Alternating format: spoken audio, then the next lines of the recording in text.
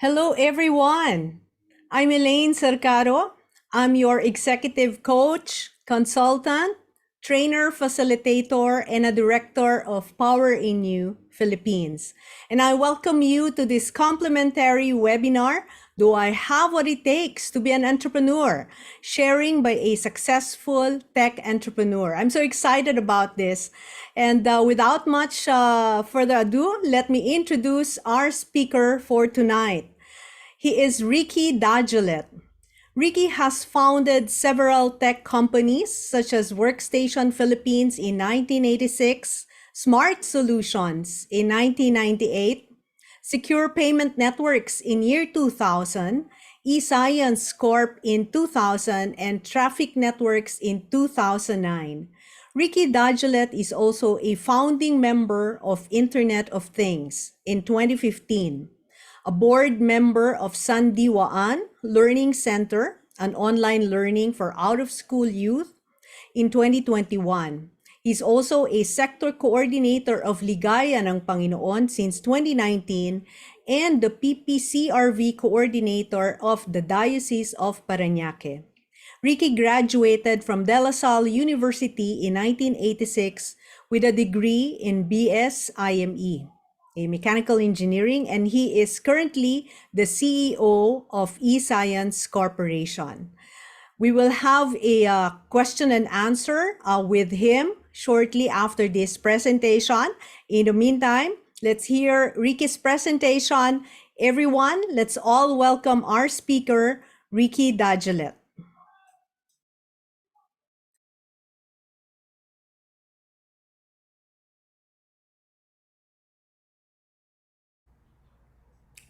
Hello and welcome to everyone here. Let me first give you some background. I am an accidental entrepreneur. After 10 years in corporate, starting from sales to being the head of a multinational company, I have always wanted to become an entrepreneur, but never got a chance or the courage to leave corporate life. I'm sure some of you here feel the same way. You want to be an entrepreneur, a full-time entrepreneur, but could not leave the comforts provided by your job. At that time, I was getting paid very well, had a beautiful car, and got to lead a company. There was a lot of sacrifice if I left that all behind and take this big risk. But the multinational company I was working for then was not doing well, and the global direction was to sell our business to another company much bigger than us, who already had a CEO, leaving me no choice but to accept the redundancy package. So in 1999, gone was the big pay, the nice car, the benefits, and all that came with that beautiful company. When it happened, I could have gone into self-pity, but by the grace of God, I did not see that as a setback, but an opportunity to try out my dream of finally becoming a full-time entrepreneur. And for that, a tech entrepreneur. Because I've always been fascinated with tech. Also, one blessing at that time was I got a good separation package that would be good enough for me for at least 6 to 9 months, depending how I stretch it. So there I was, an accidental entrepreneur. Someone else made that decision for me. It was not in my timetable. I was not prepared for it, definitely, nor was my family. And at that time, our house was mortgaged. My wife just gave birth to our son, and the Asian financial crisis was still there, having an impact in our economy. But my wife knows that I always wanted to be an entrepreneur, and we knew that was the right time for me to try out my dream. Here's a picture of my initial employees of our company. Fast forward 24 years, and we now have a tech company, eScience Corporation, with over 100 customers here and in the Philippines and overseas. We have over 80 full-time employees. So far, no debt and good prospects for the future. This is a picture from our recent outing in El Nido. So how was it when I got started? How did I get this company going? Some questions I had then was, considering the many things to do, what should I do first? What's the first thing I should do? Should I get a partner? Who will be the directors of the company? Well, that was easy, getting the directors. Since I was not sure who wanted to be part of our startup, I got those who will not refuse my invitation. My father-in-law, my brother-in-law, my cousin, of course, my wife.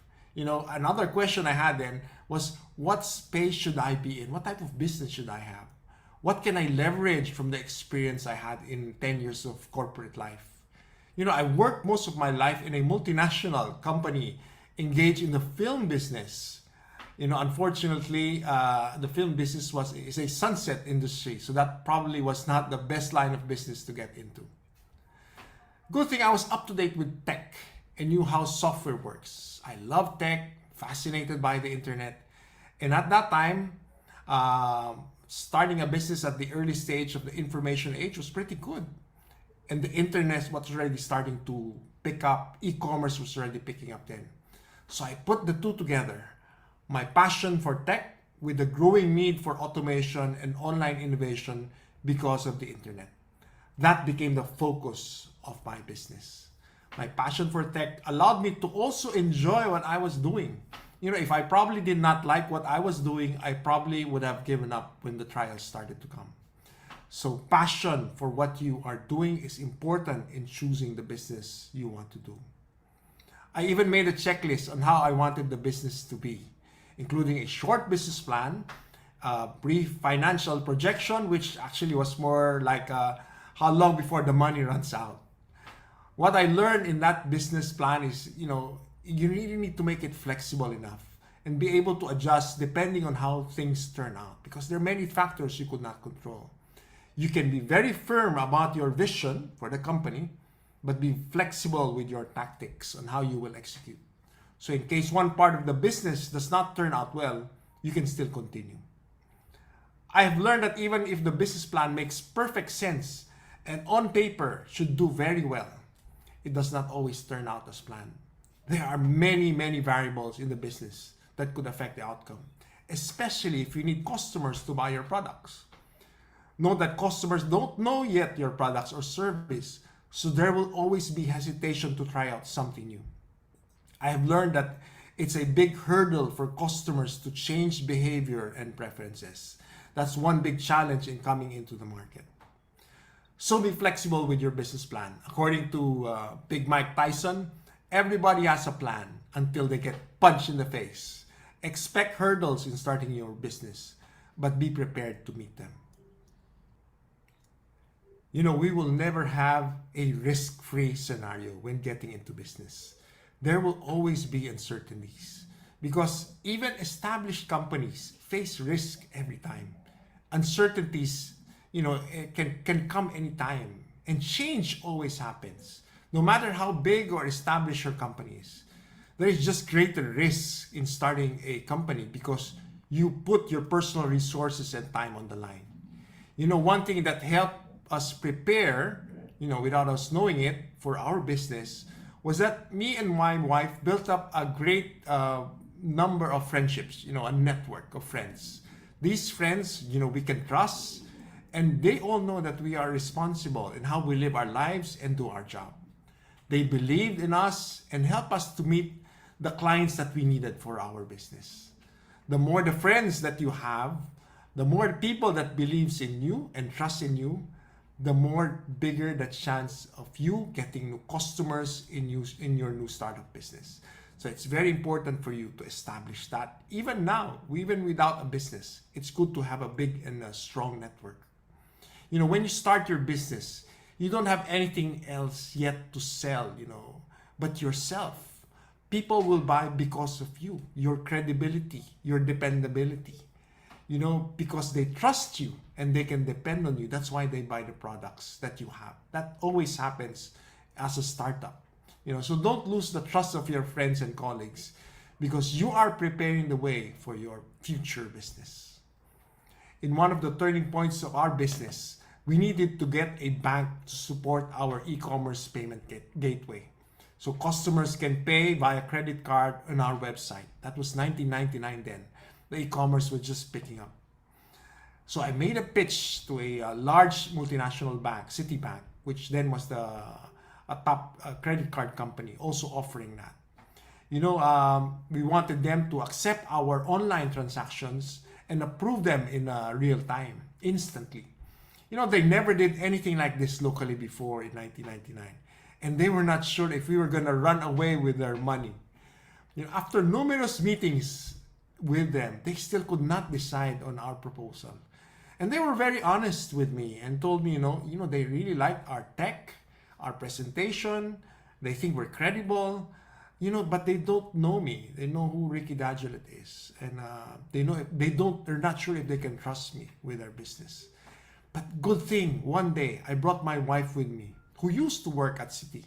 And when they found out who she was, and one of them actually worked with her, they knew she could be trusted and was able to deliver when she worked with these people at Citibank. So that made the deal happen. That made the deal happen. It was not our tech, nor our competency, but it was because they could trust us.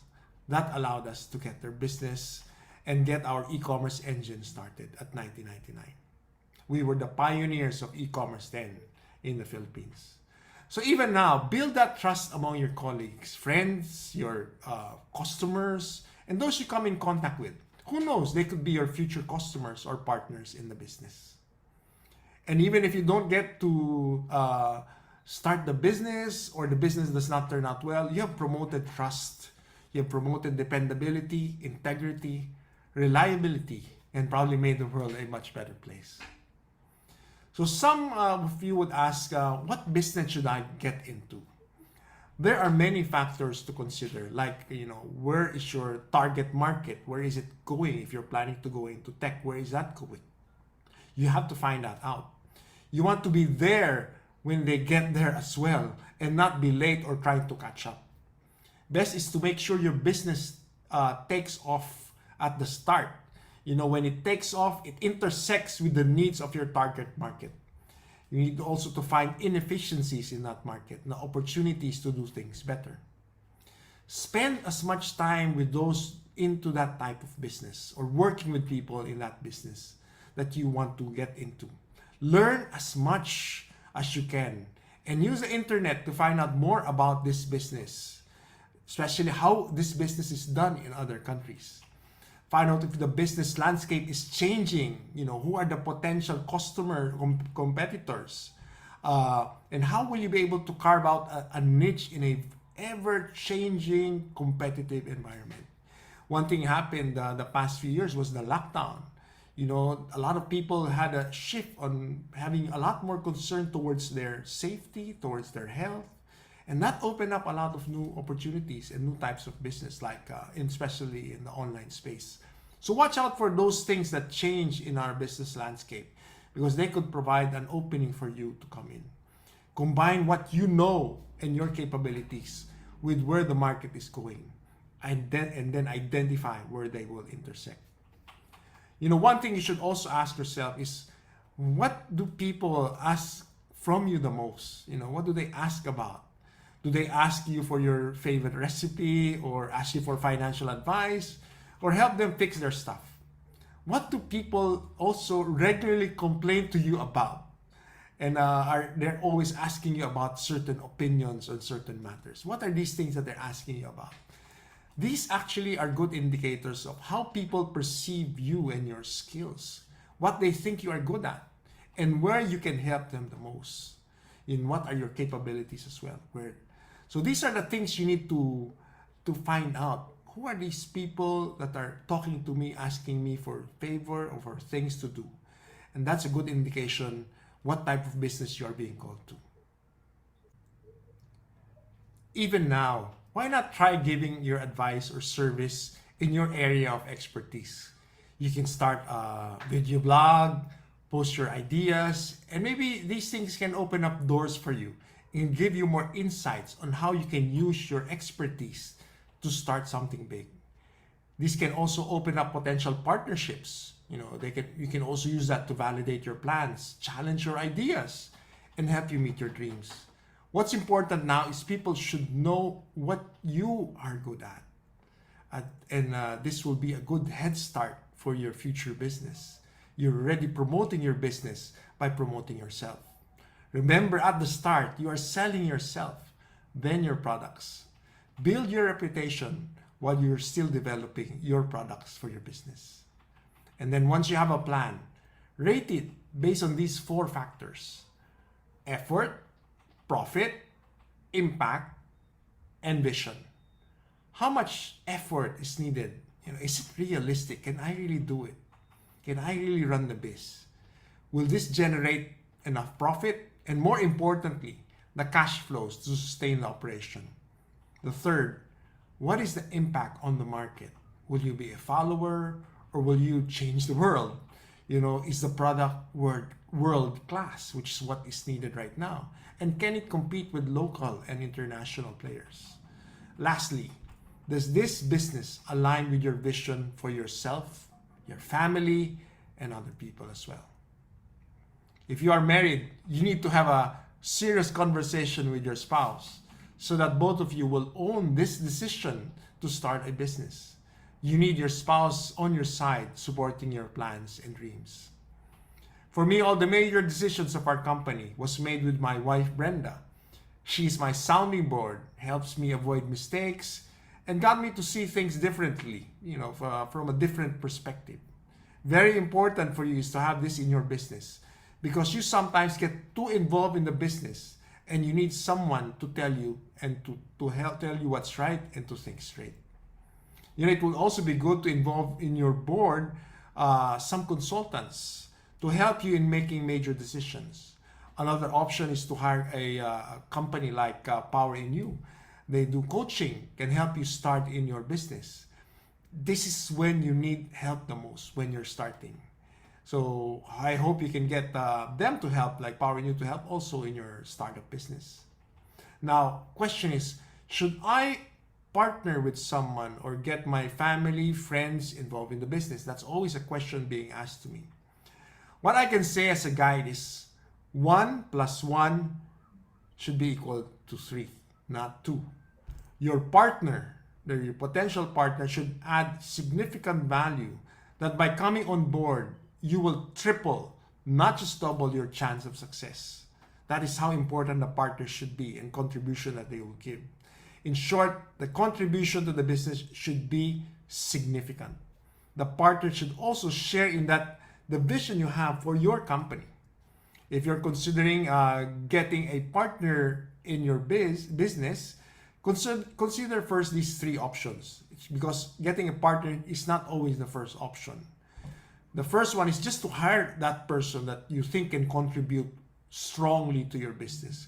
Pay handsomely, pay the person based on the commission or sales that you can get from the business.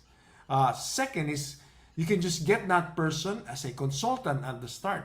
At first, to gauge the contribution that the person can give, how much the person really knows about the company and how the person can really help. It's more really just trying to figure out where that person can come in the future. Get them first as a consultant. Third is to give stock options so that the person can leverage on these options if the business succeeds. So getting someone on board as a partner is not the only option. You really have to give it a lot of thought if you want a partner in your business. Because you can change your product, you can change your service, you can even pivot, but you can't easily change the partners you have in your business. And if you really need a partner in the business, be very clear on who makes the final decisions and define in detail each one's participation and involvement in the business, both time and resources. Starting a business has its shares of struggles. And one of the struggles we had when we started and continue to have is the difficulty of getting good talent. Since we are an IT company, our key resource, or I would say the lifeblood of our company, are our people. From project managers to software developers, support engineers, they help us create new software and solutions and help us to support them as well. IT is a global industry and we need to use global standards and global talent in how we do things. We compete with companies both here and overseas because software can be deployed and supported from anywhere in the world. We always compete for good talent, and this is where we continue to face challenges even up to now. That is why we try to be very creative in our compensation package, our benefits, our pay scale, and also the stock options we offer to our employees. In our 23 years at eScience, the business was never in cruise control. We always face challenges. And that is probably one of the things that makes business very interesting for us. I mentioned earlier stock options. Out of the 80 employees of our companies, half are already shareholders. Employees under our stock option plan now think as partners and owners when dealing with the company, giving us very rich inputs and greater participation in the business. Employee stock options can also help keep your talented employees. Maybe in the future I can talk more about our employee stock option plan for those who are considering this option. Now, how do I raise money in starting a business? That's always another question being asked. You need to show your possible investors that you are ready and serious in putting your hard-earned money into the business. That is what they want to see. They want to see your commitment. They want to measure how serious you are in this business. Show them the potential of the business. Share the opinion of others in that industry so that they can affirm or reassure your investors that there's really a big potential for this business to pick up. And of course, they also want to know when or how they will get their money back. Be ready with that as well.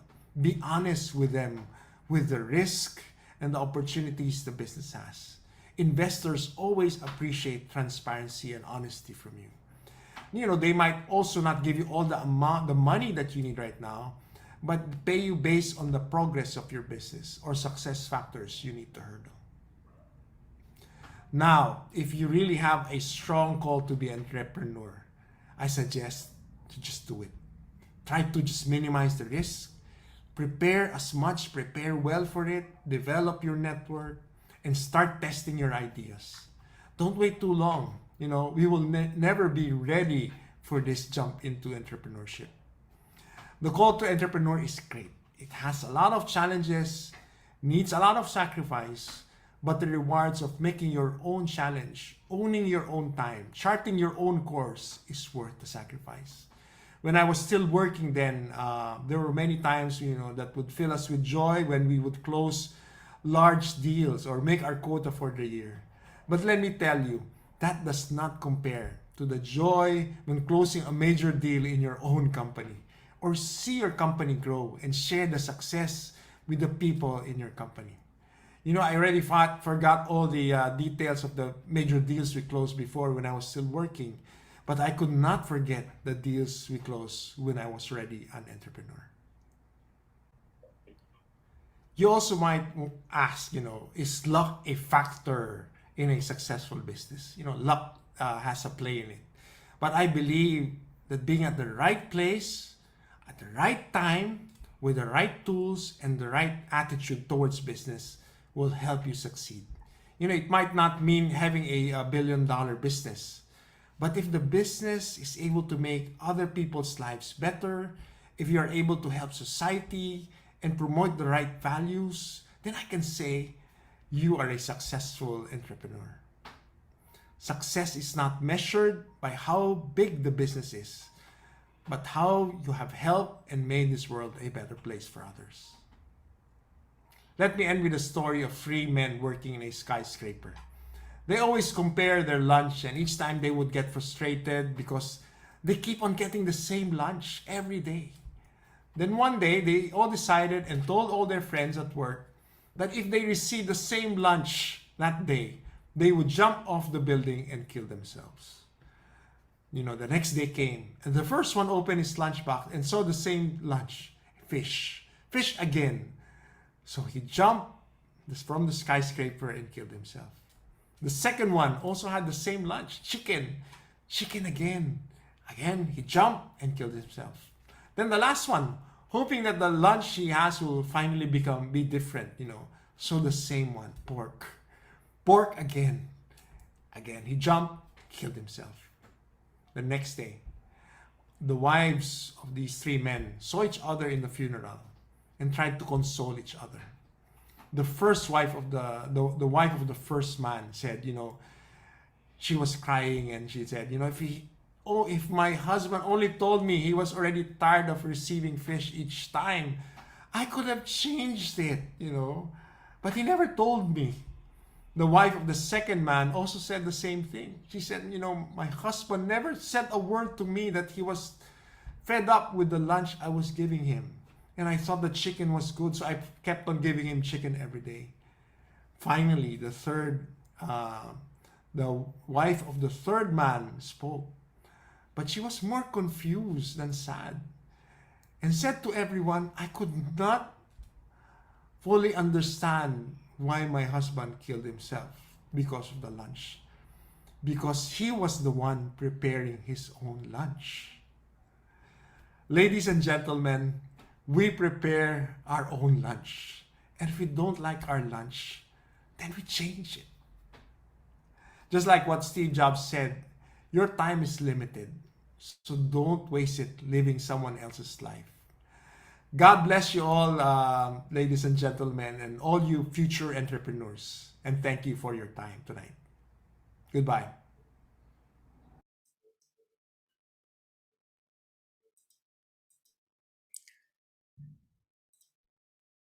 Thank you, Ricky.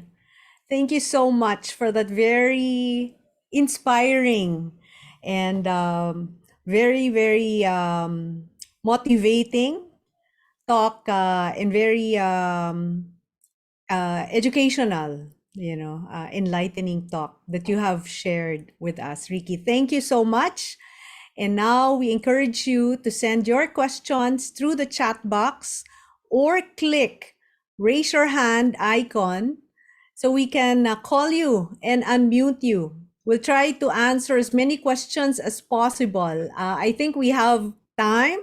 We will read some of the questions from the sent in questions during registration. We'll also answer questions you will type on the chat box. So Ricky, let me get started and I'll read some of the pre-sent questions when people registered. And I can see some familiar faces in Zoom. We also have registrants or those who are attending at the moment in our FB Live, FB page, and we have somebody monitoring as well, questions they might post there.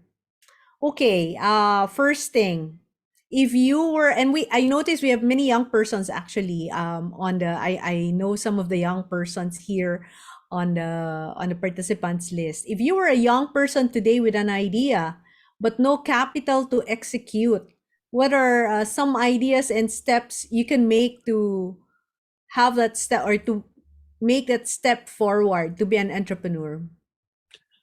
There are actually some websites that actually where you can post your ideas and then get crowdfunding. They say you can crowdfund your idea there.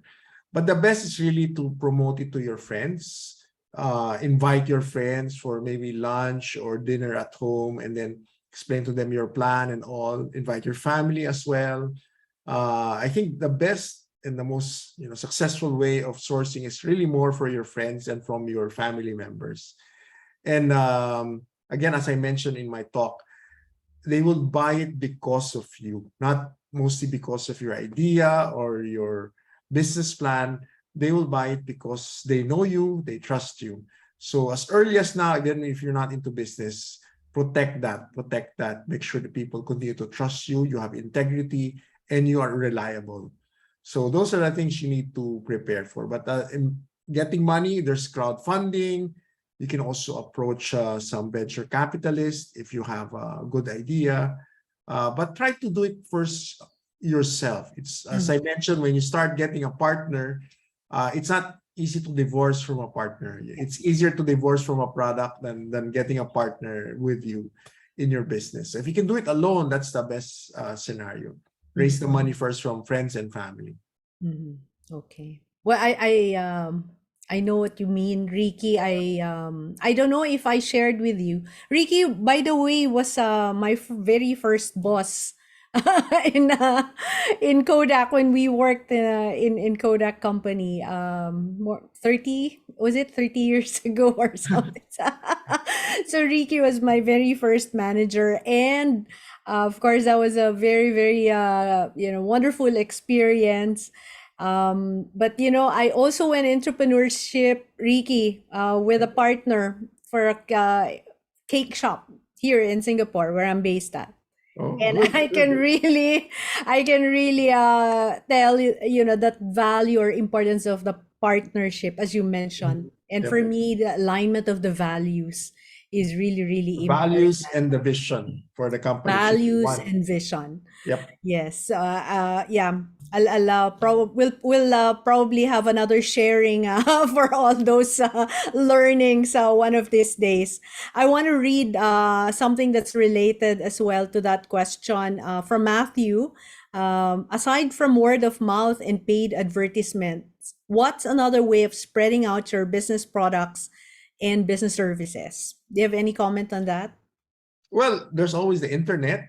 There's a very good tools right now in social media, from Facebook to YouTube to Google. You can optimize your website, make sure you have a good online presence, optimize it so that you can get as much hits, especially if you're selling products online. That's one way of doing it right now, especially.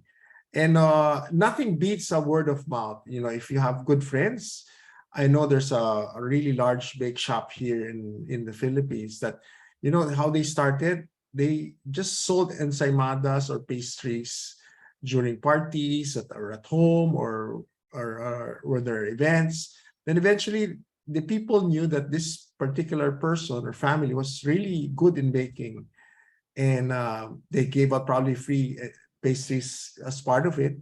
Then that actually, when they set up the business, when they set up their first restaurant, people really knew them and knew that they were selling good products. So aside from word of mouth, online presence is very important. Networking, get people to really promote you, people who they can trust also.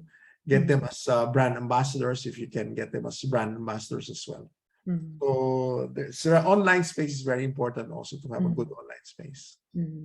So, Ricky, does it mean one has to be digitally savvy and, be very informed or, in fact, skilled in digital, social media, digital technology, internet, all this that will help the person promote? It will help if you understand how to use the tools given by these companies like Facebook, Google, how to optimize the hits. Remember, when you open your Facebook, you see some ads. Those are really targeted to you, but you need to understand how to use those tools so that you will only push the ads to the people who you really think can buy your product. So it takes a while, takes a little bit of skill. It will be good to get a consultant to help you really do that at the start, for you to learn how to use it. And then once you're familiar with it, it doesn't need any programming, but you just need to be able to understand how to activate certain parameters and features of that particular service to optimize your promotion in social media. So once you understand it, I think you can do a lot more than. Then understand also the tools that give you the reports, because what's important also is to understand the behavior of those that are clicking your ads. Where are they mostly coming from, and all. So once you understand it, then you can fine-tune your advertising online. It's a good time now, because unlike before, you just have to rely on surveys and all. But here, with you can measure the stickiness of your ads through the clicks that people do in your page. Yeah. So And you need to learn that. It's not technical, but you need to just understand and learn how to optimize it. Yeah. And I can see, like in Google, in Facebook, there are analytics they share. And of course, you just have to have the time and the patience to go through it and learn, as you said. Yep. Just one last question on the investor, because I see also a couple of questions sent in on angel investor. How do you invite an angel investor for a startup company? Where do you find angel investors? There was a question around that. Well, there are good angel investors that will really just allow you to run the business. Some are, funded by these big corporations here. like the Ayalas, the San Miguel's. They have their own small companies that invest in these. Just have to look out for them. Takes a while to get their attention, especially if they're swamped by so many business proposals and all. But an angel investor is somebody who will really allow you to run it, give you coach, give you advice, very friendly with their terms. They will not get a big portion of your business right away, but somebody who will really be able to be a good long-term partner for you and really make you grow, not overtake or take over your business. But you need that credibility. You need to be able to sell yourself first, and you need to have a really good business plan to show them. So, and they normally want to see something that you've done, not something that you will do. So if you can do a prototype or test it first, and then you can show them the results, that will help many times. If you can show a product that they can really see and feel, and then if you can see a test, if you tested it in a certain market and you can share the results, that will help a lot in getting the business to go in. But if you're going to just sell them something on paper, it might take a while, take a lot longer. Okay. Do something first and then show to them the results. So track record, no, is very important. Track record, yes. Performance, yes. Performance. You can test it first in a small market. Don't have to be big right away, and then say, okay, this is the result of the test. That will help a lot. Okay.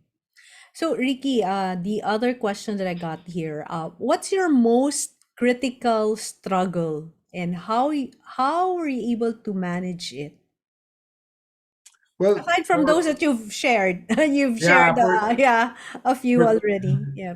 yeah, for tech, it's always the getting the right resource. So because we do products that should be world class, because we compete with international companies, so we need to make sure the standards are very high when we hire. But the challenge with tech, it's also the resources are also global. So somebody from here, from Manila, can be working for someone in Silicon Valley or in Singapore or in Hong Kong. So getting the tech is always a challenge for us, for eScience. Well, at the start, as when you're starting at the business, of course, cash flow is the thing that always at the back of your mind when you're starting the business. So in the business plan, I knew how long my cash is gonna last. So I think at that time I said 9 months or 6 to 9 months. I should be generating cash already. So that's quite tough. It's not easy to generate cash as early as 6 to 9 months, especially if you're going to develop products like software and all that. But by the grace of God, we're able to make it without having to borrow money and all. So that got us a good start. And we got into, as I mentioned, got into the right space at the right time. We pioneered e-commerce in the Philippines. The first internet transactions was made through my hand. So that's why that got us started. I really love tech, and you really need to love it, what you're doing. At least if the business doesn't do well, at least you're able to do what you love doing the most. Yeah. Even you have sleepless nights, or you have problems or worries. When you love what you're doing, like what you said, Right. it doesn't And again, feel if you put a lot more into the business, it's harder for people to copy what you're doing. That's also the mix you need to do. If you put so little effort, then people can easily copy what you're doing. Especially now, it's global. You do something on the internet, maybe in 1 week somebody will do exactly the same as what you're doing. So you need to be able to put a lot of value to what you're doing, make it superior, but then that requires investment. So that's the risk. You put little, the risks are much even higher for somebody to just copy what you're doing. So originality, creativity, and your branding, Yes, the branding make is it important. Yes. make it your Right. own, your But product. again, when you're a startup, the brand is you. You're selling yourself. Because you don't have any track record yet. but you, the company doesn't have a track record, but you have a track record that you can sell. Okay. We have typed in questions. So for there's one. What do you think are the three most important habits to be a successful entrepreneur? Well, the more important one is you need to have passion. You need to understand that business. And I'm assuming if you're passionate about that particular business, you understand what will make it successful. So that's one. And then second one, probably you need to have a good team. You know, it's hard if you're to do it everything yourself. So working with good people, even getting consultants like POWERinU to help you at the start, that's very important because you can't do everything by yourself. It's so difficult. So you need the help of others, especially at the start. And of course, the last one is you need to have faith. And a lot of these things, you know, could be just a blessing that you're there at the right time, with the right tools and the right resources. So faith, getting the right team, and the passion you need to put into your business is important. Okay. So ingredients, passion, faith, and the team. Yeah. There's one very a question I'm gonna read. It's on the chat box as well. Hi Ricky, thank you for sharing your wisdom. From Jay, our 40-year-old business was forced to close due to the pandemic, and now I'm pondering on continuing with a smaller consultancy business, hoping to get clients here and there. Should I continue to promote our name, or shall I start building a separate identity? You know, there's value to a 40-year-old business. Don't drop that. That's very important for you to say your business has been there for 40 years. There's value to that, and there's premium to having a business that long. That means you were able to help a lot more people before. And if you were able to get back the investment and the trust you got all those 40 years, I'm sure you help a lot of companies. Why don't you go back to them and then say, you know, we're here, we're still here, we're enhance our portfolio, our services. Those are the things you can do. But don't lose that name if you built that for 40 years. Not unless that particular industry is a sunset industry, you know, where we came from, Elaine, diba? So you say I'm a Kodak, you know, but people will not mind that anymore. But if you're still in that business, a consulting business is still very strong. Don't drop that, because and people will know that because of the name of your business, especially the people that you've dealt with before. Okay, so I hope that helped, Jay. There's a question here. I'm not sure if you can share your best tool for analysis paralysis.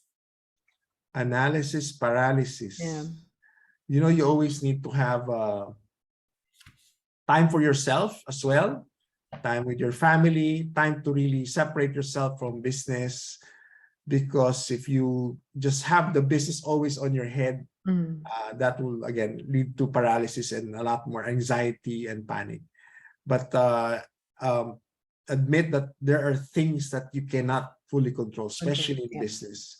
And it will happen that there are things that could happen, there are problems that will come up, and there are things that you just can't control, and just have to trust and have faith that, you know, that this will turn out well.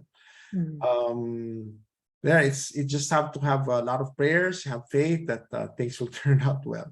Don't think of the business too much, because that will eat you up and take up a lot of your energy, and you will not have energy for the following day. Okay.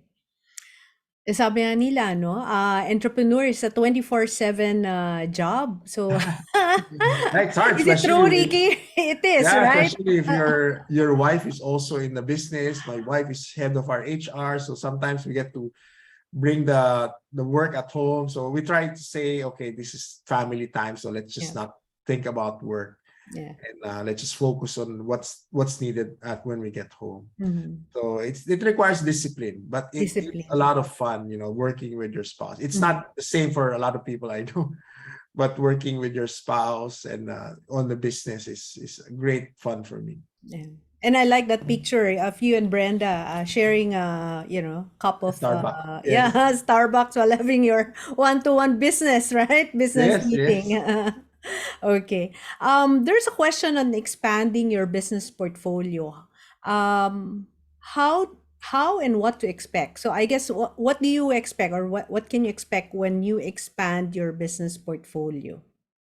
Well, And when you yeah. expand your portfolio, make sure it complements what you're doing. It's allied to what you're doing, or even strengthen what you're doing right now. Mm-hmm. So if you want to expand, whether adding new products or geographically expanding, it should be able to complement what you're doing. Meaning, make the core, the brand even stronger. Mm-hmm. So not weaken it.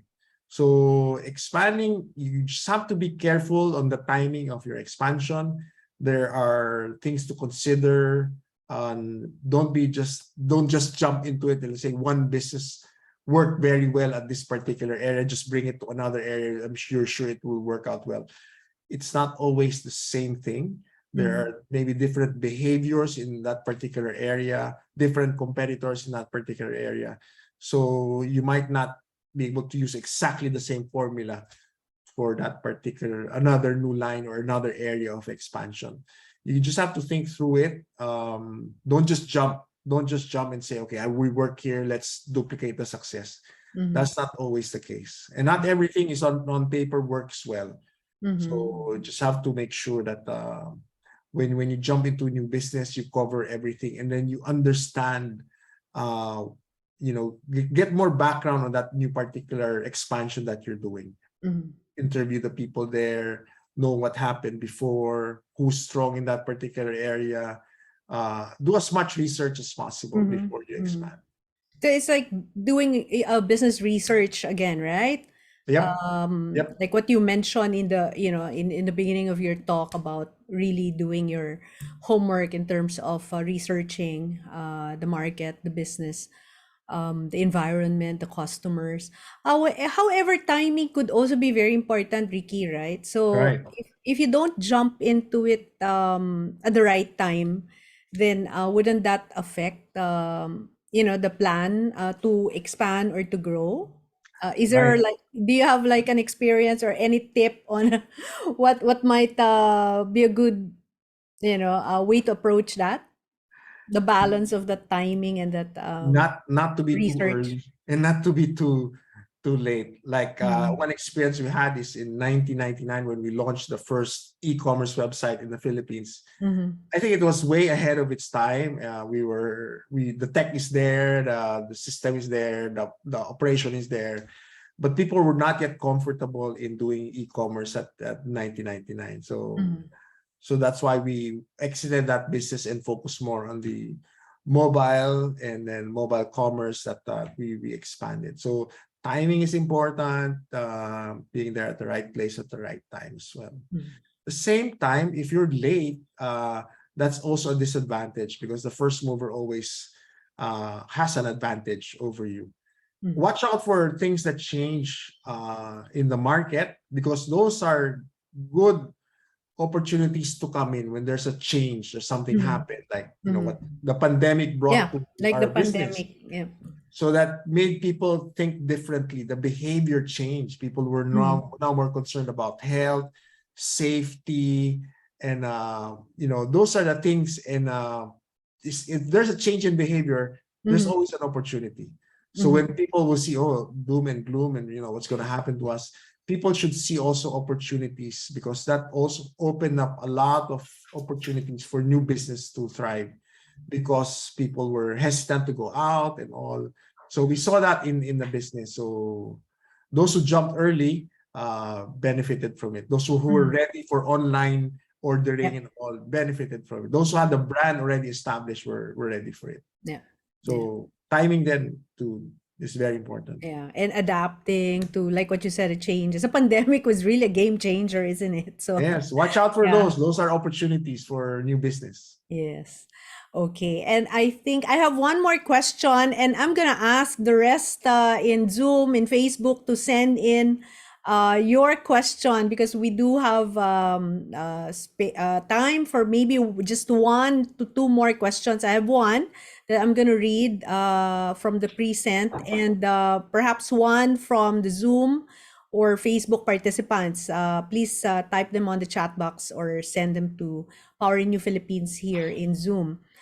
How long did it take for you to consider yourself a successful entrepreneur? That Uh, is a huh, question sent. a successful entrepreneur is Mm, when I can start taking my mind off the business mhm, and for the business to be cash flow positive. So I'd say it's not, the business was not yet big then, but I would say that things are doing well already. There's the management is already there. They can handle the day-to-day stuff.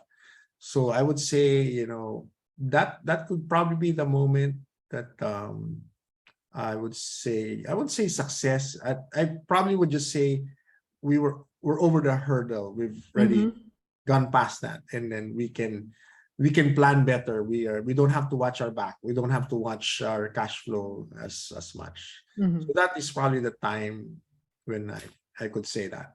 It's mhm, not success. Nobody will have, I don't think everybody will be able to be successful. mhm, So mhm, only history will tell if you were successful or not.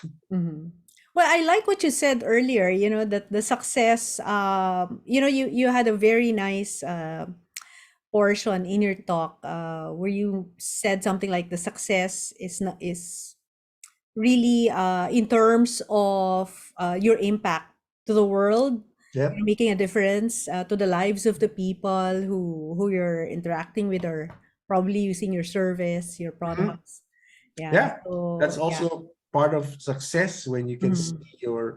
the people you employ are also successful. So that Mhm. is probably one sign that you are able to help or be able to have some success. Yeah.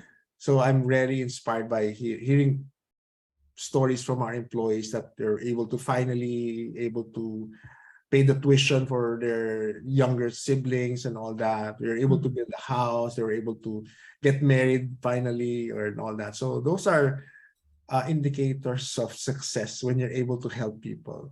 Mhm. Because that's more important than all the money. It's really more how many people you've helped. That's how you're gonna be measured eventually, right? Not no matter how much money you bring to your grave. Thank you. Thank you, Ricky. Thank you for this 1 hour almost of, very inspiring. And, as what one of the participants said, full of wisdom, sharing, and of course, the time to answer all the questions that we have raised here that were asked by the participants. So thank you so much. Any last word or goodbye, before we wrap up? Well, those are really thing of entrepreneurship. There's never going to be a risk-free, jump. There's always going to be risk. And if it's really your dream and you've really planned it well, just do it, and then pray that the Lord would bless that endeavor that you have. Yeah. You prepare your own lunch, as you said. You prepare your own lunch. Stop eating somebody else's Yeah, lunch. Because when you I find like out when you're that. already 80 years old, eaten the lunch of other people, and then you're too old already to make the jump. So thank you. Yeah. Thank you, Ricky. And thank you to everyone who attended. We still have a couple of things to announce. So you don't miss out. Subscribe at www.powerrenew.com.ph to get updates on events, webinars, and free resources from PowerRenew and its partners. Thank you for joining us in this complimentary webinar, and we look forward to having you join again on September 13. So take note of our next free or complimentary webinar called Leadership with Values with speaker Terry Allen Faris, who has over 30 years of experience with individuals, families, and companies in helping them to define their values and incorporate in their daily work life to make a positive impact. Terry is currently the chairman of Adventure Company Asia Pacific, chairman of DDLS Philippines, director of Arowana Impact Capital, chairman of the Education Committee of AmCham Philippines, American Chamber of Commerce, and trustee of Ramon Aboitiz Foundation. Everyone who registered in this webinar will automatically get an email invite to our next webinar. Lastly, all of you here can access the recording of the webinar through our website, powerinU.com.ph, Facebook page, and YouTube channel. And to help us continuously improve our webinar, we'd like you to take 10 seconds only to answer this short poll. We do have the QR code here, or you can answer by clicking the link on the chat box that you can see on your Zoom chat. So 10 seconds. And before we officially end, again, we'd like to thank everyone who attended tonight here in Zoom and in Facebook Live. And we'll see you again next month. Thank you and have a good evening. Bye.